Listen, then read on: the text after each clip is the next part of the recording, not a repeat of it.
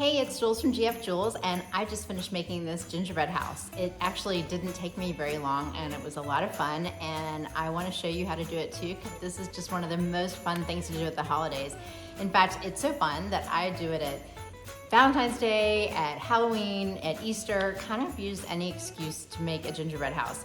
It's super easy when you use my graham cracker gingerbread mix, and it makes a whole house as well as all of these cookies around the side and a whole other slew of more cookies. So it makes a ton of dough, you have plenty of extras, and it's really resilient. You can just roll it out and keep cutting and cutting and cutting, so it's really fun with the kids.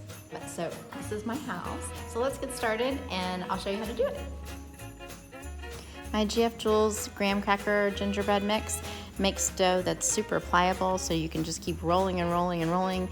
And the only thing you need to know for making a gingerbread house, whether you're using cutters or template like I'm using here, is make sure you have 2 matching sides for every piece. And the leftovers, you can just use whatever cookie cutters you like to make gingerbread men or trees like I'm using here, and I just put some green sanding sugar on the trees so I can use those for decorations. Bake them for around 19 minutes with my dough, and once they are totally cooled, then you can start making your house. I used Nico wafers for the shingles, and I'm gluing everything together with a homemade royal icing. It makes it super sticky. Mine is vegan, but you can use a regular royal icing with egg whites or meringue. I used a can to hold it together in the middle, but I really actually didn't need it. It held together really well.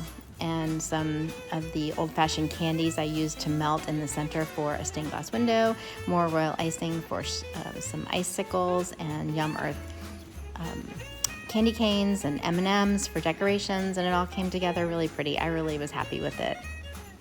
See how easy that was? I don't know what you're waiting for. Happy housing.